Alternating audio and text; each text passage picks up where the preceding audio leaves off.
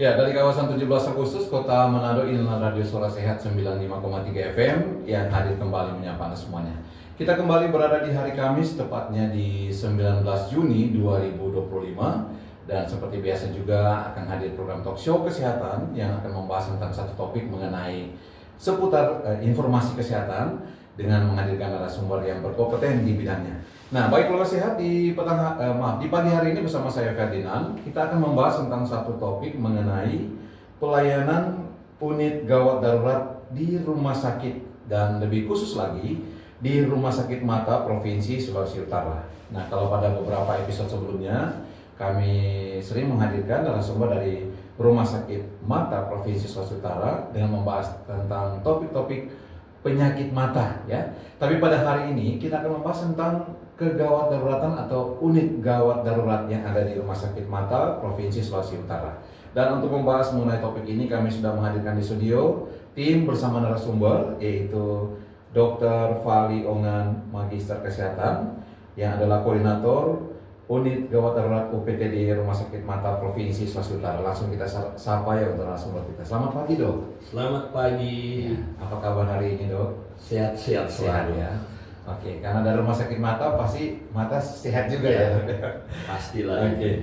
Ya, baik, Dok. Di pagi hari ini kita dikasih topik oleh tim mengenai pembahasan tentang pelayanan UGD yang ada di Rumah Sakit Mata Provinsi Sulawesi Utara. Nah, Dr. Fali sendiri kalau bisa tahu sudah berapa lama Dok bertugas di Rumah Sakit Mata? Saya sendiri mulai dari BKMM, sebelum Rumah Sakit Mata itu BKMM ya.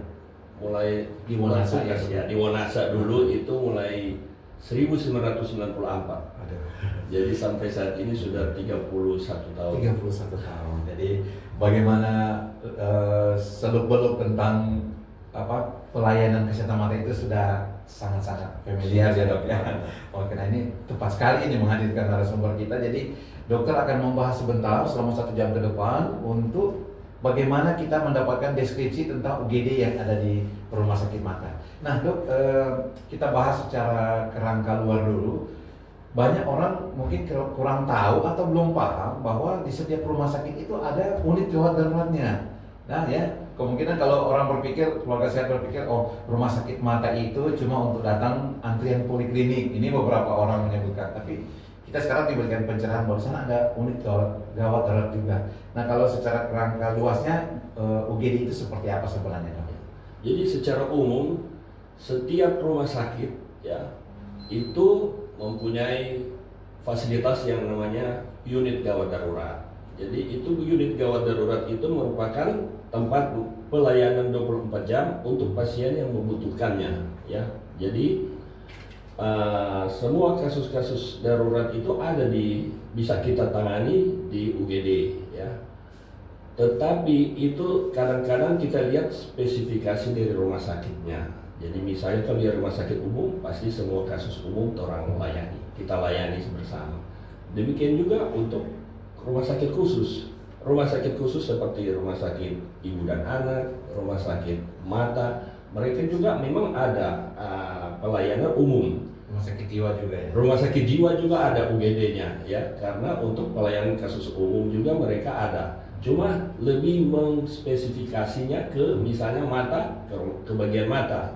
Jadi kalau misalnya ada pasien umum yang misalnya datang ke UGD rumah sakit, tentu akan tetap kita layani. Semua kasus tetap dilayani dengan fasilitas tentu sebagai pasien umum ya. Kemudian kalau memang mata kebanyakan itu di rumah sakit lain saja, itu sering kita terima misalnya dari rumah sakit A, mereka datang di UGD-nya itu ada kasus mata, mereka langsung bilang, oh ke rumah sakit mata saja, langsung ke UGD rumah sakit mata. Jadi memang di rumah-rumah sakit di seputar Kota Manado mereka sudah paham bahwa untuk kasus-kasus mata itu dikirim ke UGD rumah sakit mata. Nah itu jadi itu fungsinya UGD di rumah sakit mata. Kemudian secara umum UGD ada beda dengan IGD ya.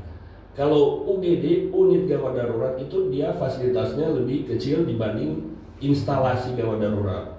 Kalau unit gawat darurat itu biasanya dikomandain oleh dokter umum ya dengan beberapa staf. Kalau instalasi gawat darurat itu lebih luas karena itu di rumah sakit yang lebih besar. Dia punya konsultan untuk misalnya bedah, penyakit dalam, kandungan, anak, itu lebih lengkap. Jadi mereka mungkin standby atau on call. Jadi kalau ada kasus yang harus ditangani oleh bidang spesialis tertentu sudah tersedia. Beda dengan unit. Kalau unit itu hanya dokter umum. Jadi kalau memang harus perlu dengan tindakan-tindakan yang lebih spesialis, kita mungkin sebagai unit yang gawat darurat di rumah sakit mata kita rujuk. Sebagai contoh, misalnya ada kasus demam. Demam ternyata setelah kita periksa dia itu kemungkinan dia menderita typhoid ya. Jadi karena kita rumah sakit khusus mata, kita tidak menyediakan bangsal inap untuk pasien umum, jadi kita akan rujuk itu ke rumah sakit lain.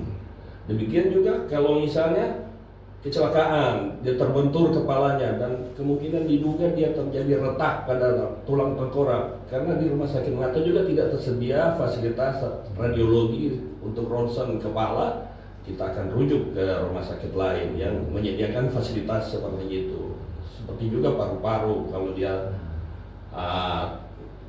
mengalami trauma pada paru-paru juga demikian ya.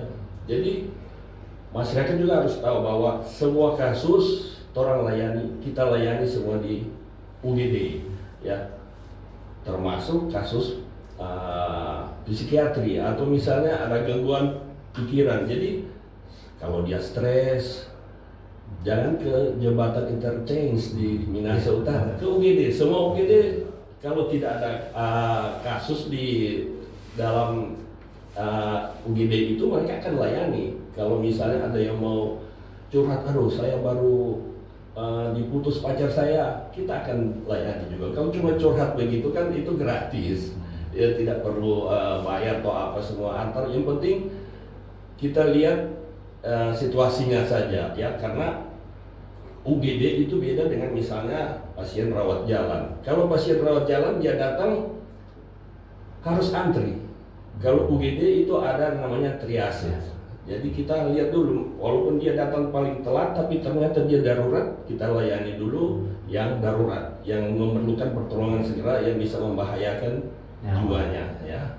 Nah, itu kadang-kadang yang salah dipersepsi oleh masyarakat bahwa UGD itu bisa menjadi alat untuk masuk di rawat jalan supaya lebih cepat. Jadi misalnya dia datang ke rawat jalan, dia gitu, pasiennya banyak sekali di rumah sakit mata, ada 100 lebih.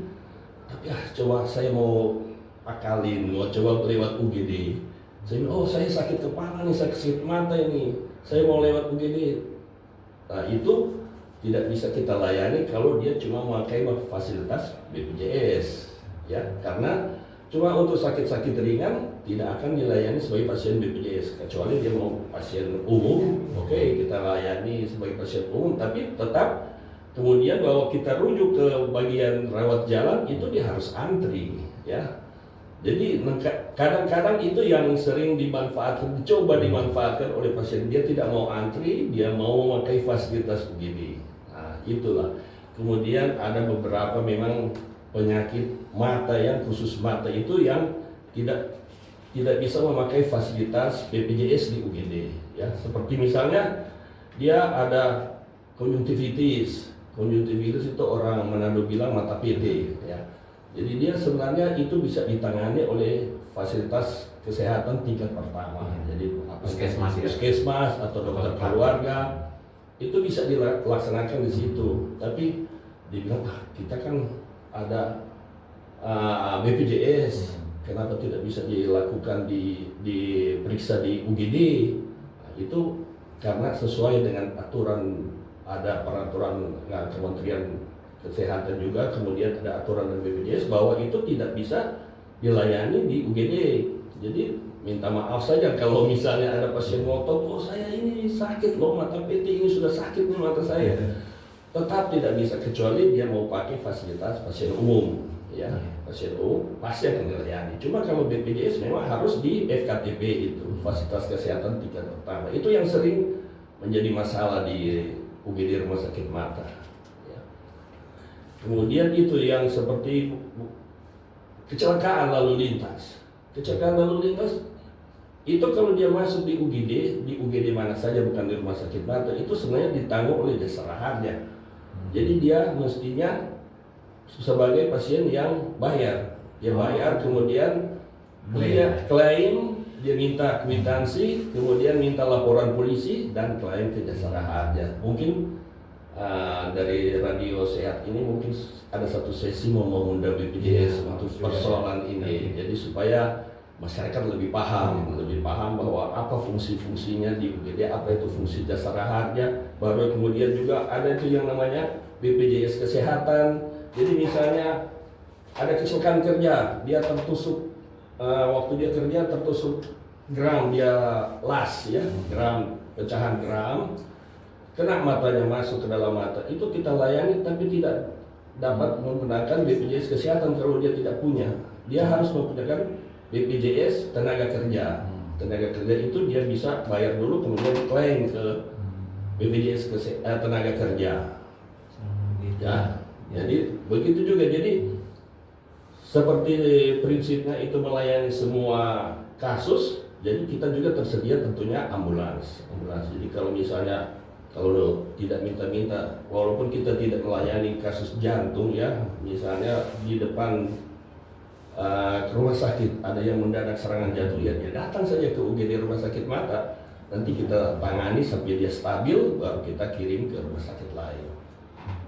Iya, jadi dok, memang kita diberi pencerahannya. Jadi UGD itu pada prinsipnya melayani semua kasus ya, tapi pada kondisi tertentu mungkin akan melaksanakan rujukan ke rumah sakit yang spesialis gitu ya.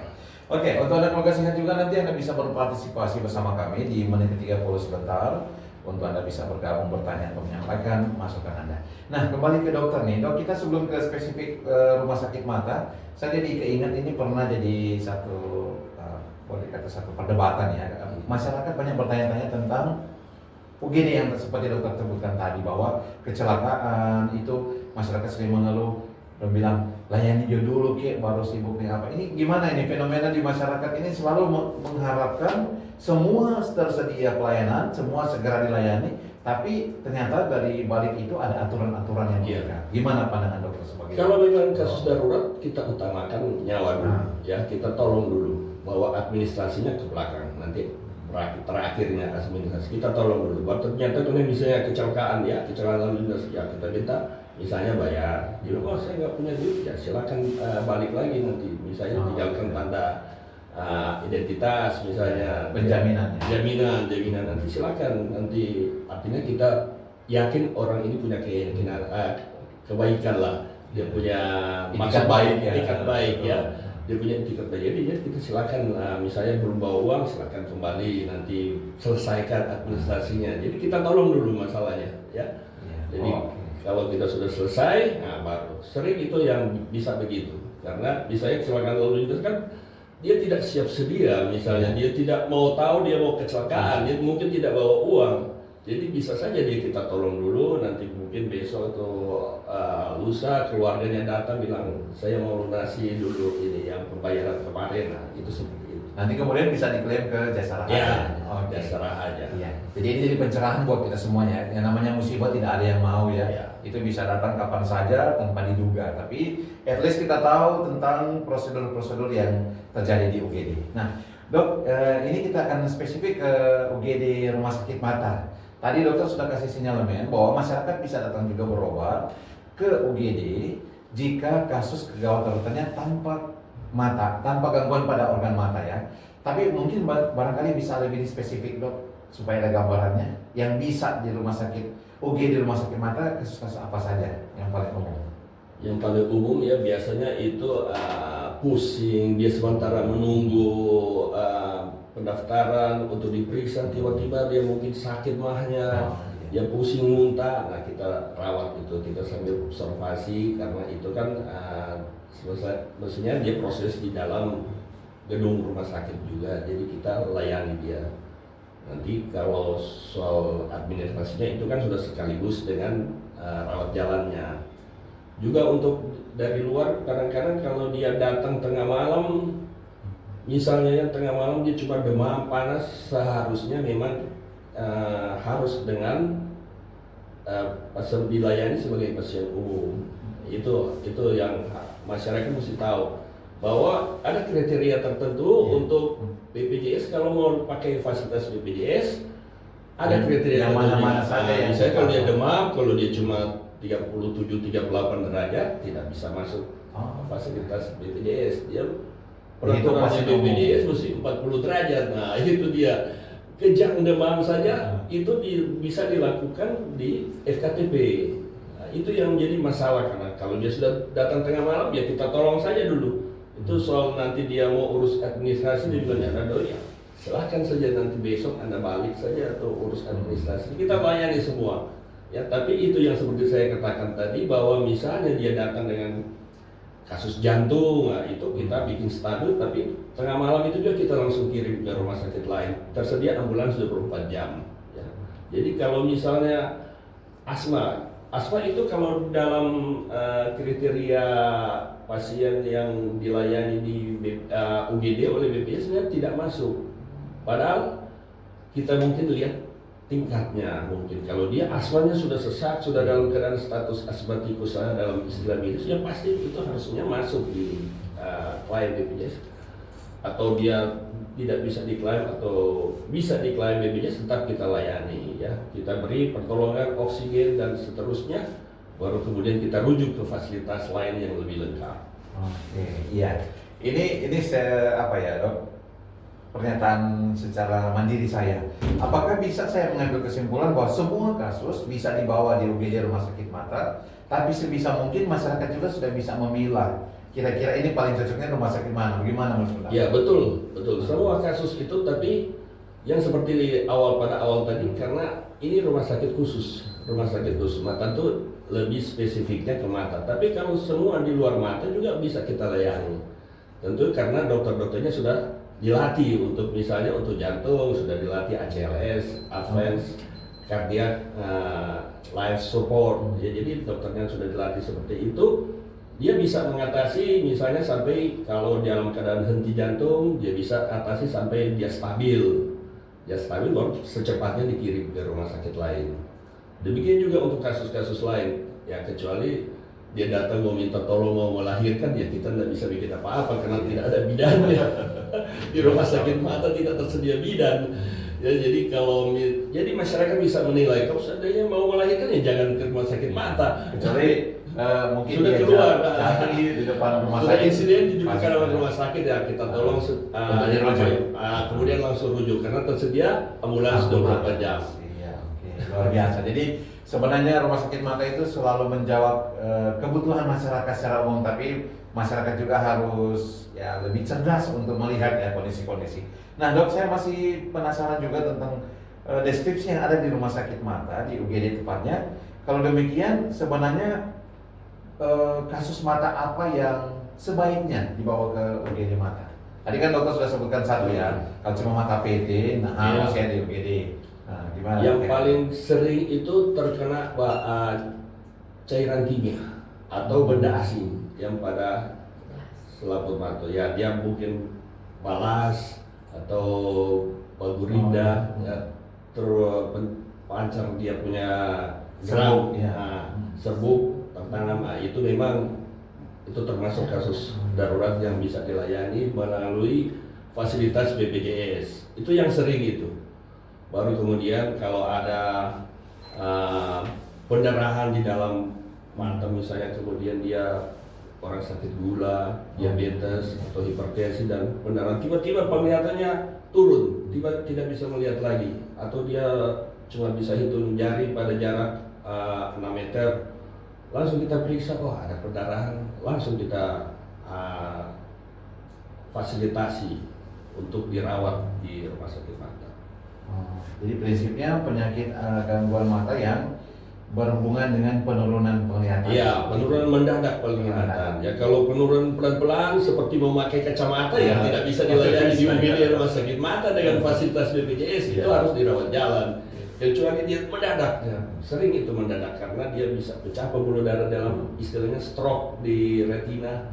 Nah, itu bisa terjadi penurunan mendadak. Kalau katarak dia pelan-pelan, atau kacamata dia kaburnya juga pelan-pelan. Nanti so sakit kepala sekali, baru dia mau datang. Nah ini juga yang penting masyarakat tahu, bahwa kalau memang sudah sakit, terutama pada matanya, langsung datang ke UGD, jangan tunggu, masih nggak apa-apa kok, kita minum dulu obat paracetamol. Nanti sesudah 3 hari dia merah sekali, baru dia datang ke UGD. Nah itu sudah kalau lebih dari 3 hari kan sudah tidak termasuk kategori darurat, sudah bukan akut lagi kan. Jadi kita akan anjurkan dia ke rawat jalan atau kembali ke FKTP, ke puskesmas, karena itu yang bisa ditangani. Karena sudah terlalu lama dia tunggu. Mestinya kalau pada waktu dia mulai sakit itu cepat datang. Mungkin ini kasus yang kita lihat di UGD, ini masih termasuk darurat. Kemudian karena sudah terlalu lama dia tunggu, dia kasih biar, tunggu dulu saya minum obat, siapa tahu bisa sembuh sendiri. Nah itu. Jadi kalau memang punya fasilitas BPJS itu sebenarnya bagus ya. Anda cuma bayar 150.000 per bulan dan Anda aman selama 1 bulan, itu sebenarnya sudah berkat. Ya, berkat itu. Jadi jangan kenapa saya bayar-bayar, saya tidak pakai, rugi dong saya. Ya, itu sebenarnya itu salah pemikiran itu. Itu cuma 150, Anda sehat-sehat, tidak ada terjadi apa-apa, itu berkat. Penjaminan asuransi itu bukan kayak arisan. Iya, harus jadi apa memang. nanti kan ada yang dulu pernah bapak-bapak bilang, saya sudah jadi pegawai 10 tahun, 20 tahun, saya tidak pernah pakai, saya mau minta ulang lagi. Itu pemikiran yang salah memang ya. Jadi itu pentingnya sekali, itu yang penting jaga sekali juga itu memanfaatkan fasilitas FKTP. Ya. Zaman dulu waktu saya baru mulai jadi pegawai tahun 90-an, saya ingat sekali itu. Ya waktu masih askes ya. Itu pasien yang datang di puskesmas, itu yang waktu saya masih bertulis di puskesmas, yang cuma batuk pilek saja minta dirujuk di rumah sakit. Bayangkan saja itu beban rumah sakit dia. Ya dokternya supaya nggak pusing ya dia kasih saja rujukan. Sekarang kan nggak bisa lagi seperti itu. Jadi ya masyarakat juga mesti belajar paham, dan itu seperti yang saya bilang tadi, mungkin Radio Sehat suatu waktu mengundang BPJS juga untuk memberi penyuluhan soal itu. Baik. Iya dok, nanti kita akan menuju ke menit ke-30 untuk membuka line telepon. Tapi ada pertanyaan nih dok, bagaimana untuk penjaminan pembiayaan selain BPJS, apa saja yang bisa diterima dilayani di UGD? Kalau di rumah sakit mata itu sudah bekerja sama dengan InHealth dan juga ada dari Telkom ya. Itu baru 2 itu saja. Sementara BPJS tenaga kerja belum. Mungkin suatu waktu juga kita akan kerjasama dengan asuransi swasta lain, karena sekarang kan pemerintah menganjurkan selain ada BPJS punya asuransi swasta lain.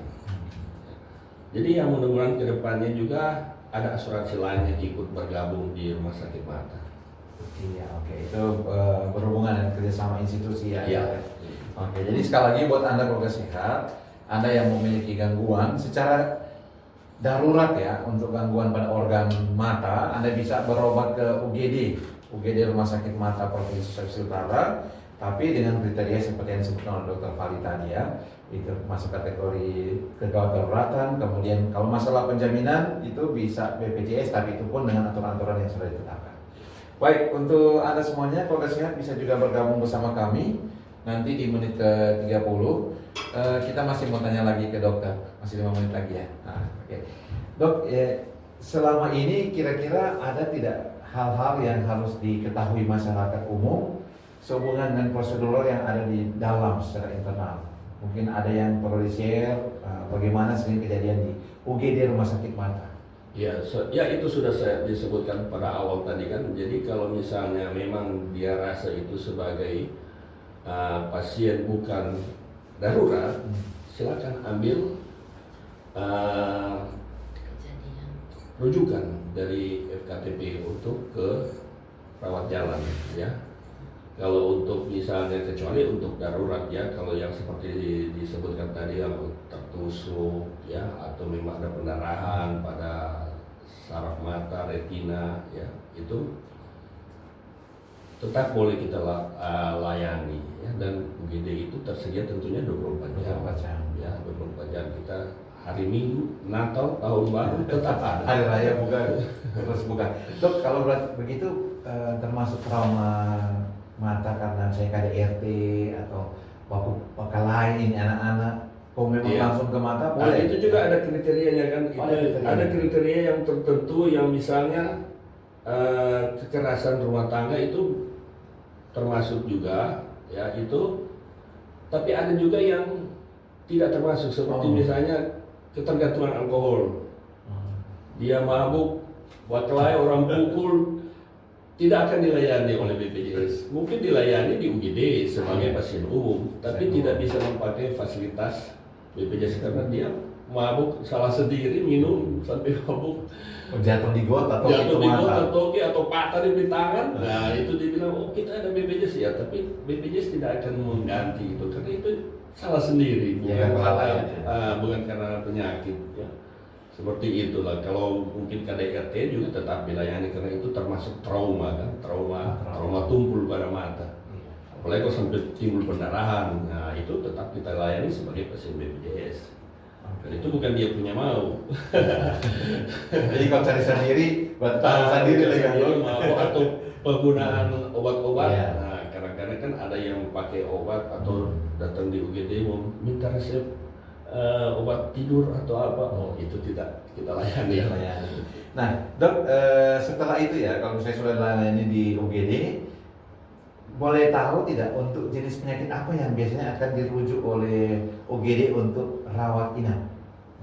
Untuk penyakit di luar mata Atau di mata ya, khusus mata? kalau untuk mata biasanya hampir semua penyakit bisa kita Oh bisa ya? layani kecuali yang perlu tindakan operasi. Kadang-kadang kan ada yang luka tembus. Iya. Luka tembus itu kita tidak tahu tembusnya sampai di mana. Dia mesti di ronsen. Saya kena panah wire. Ya, karena wire dia sudah masuk kan. Kita cuma punya alat CT scan cuma sampai di depan mata, di bola mata, tidak bisa tembus sampai di dalam tulang tengkorak. Kita tidak tahu, jadi kita harus rujuk ke rumah sakit yang lebih tinggi, yang punya fasilitas radiologi yang untuk dia ronsen supaya kita kalau misalnya tolong ada pernah goma lah, kita masuk di mata, Pancing ya buat pancingnya, pancing dia lagi mancing, Sudah ngilu ya. masuk dan dia tidak berani kasih keluar, kita juga tidak berani mau langsung kasih keluar, kita mesti foto tulang tengkorak apa cuma di mata atau tembus di bagian tertentu di tulang kepalanya. Jadi kita itu rujuk ya, rujuk. Kemudian ada fasilitas dia mungkin terjadi infeksi sampai bola matanya harus dikeluarkan, nah itu kita mesti rujuk juga karena kita tidak punya untuk saat ini ya, kita belum punya fasilitas ICU yang dimana pasien yang sudah dibius harus kita observasi di ICU itu mungkin dan kedepannya kita akan tersedia seperti itu, jadi bisa dilakukan di rumah sakit mata karena sesuai dengan visi rumah sakit mata kan bahwa akan menjadi pusat pelayanan kesehatan mata terbaik di Indonesia Timur bagian utara. Iya, baik. Ya, keluarga sehat kita masih di program talk show untuk pagi hari ini. Tinggal kita mau memilah karena ada yang namanya pemilahan kasus berdasarkan kriterianya. Jadi misalnya kalau dia bukan darurat, kita akan anjurkan dia ke FKTP, atau kalau dia jauh misalnya dia bisa ke rawat jalan dulu. Nah kadang-kadang pasien suka mengeluh, aduh FKTP saya ada di Tondano, tapi sekarang kan sudah online, dia bisa telepon dokternya. Saya minta rujukan nanti dikirim online, nanti daftarnya juga melalui online. Jadi sebenarnya hambatan jarak itu sudah hampir tidak ada di zaman sekarang. Jadi kalau dibilang FKTP saya di Tondano, ya silakan telepon dokternya, nanti akan dikirim secara online. Untuk yang kasus bisa ditangani di rumah sakit mata yang bukan gawat darurat. Ya. Jadi masyarakat memang mesti tahu bahwa ada kriteria untuk penyakit mata yang bisa dilayani di UGD dengan fasilitas BPJS dan ada yang tidak bisa. Tapi kalau untuk sebagai pasien umum semua bisa kita layani, baik mata maupun non mata. Oke, mudah-mudahan semakin paham untuk keluarga sehat di mana saya berada. Dan dengan demikian berakhir sudah untuk program talk show edisi hari ini di hari Kamis 19 Juni 2025 bersama dengan tim dari Rumah Sakit Mata Provinsi Sulawesi Utara, tepatnya di alamatnya di Buminio ya. Buminio. Jalan WC Yohanes nomor 1 Pakoa. Oh, nomor 1 Papua. Iya. Kalau dari segala sudut bisa kelihatan ini gedung-gedungnya megah ya, dari semua posisi Kota Manado bisa lihat. Dan untuk Anda yang membutuhkan informasi lebih lanjut bisa menghubungi untuk rumah sakit yang bersangkutan. Terima kasih banyak Dr. Fahri atas kesediaan menjadi narasumber kami di pagi hari ini. Sama-sama. Terima kasih juga atas kesempatan untuk talk show ini. Iya, nanti di kesempatan berikutnya akan bisa hadir lagi untuk tahap bahasan berikutnya. Dan dari kawasan 17 Agustus, saya Ferdinand mengucapkan terima kasih banyak untuk keluarga sehat yang telah ikut menyimak program ini, berpartisipasi juga dalam pertanyaan tadi. Dan kita akan bertemu lagi di episode berikutnya dengan topik bahasan yang lain. Sampai jumpa dan jangan lupa tetap jaga kesehatan Anda. Terima kasih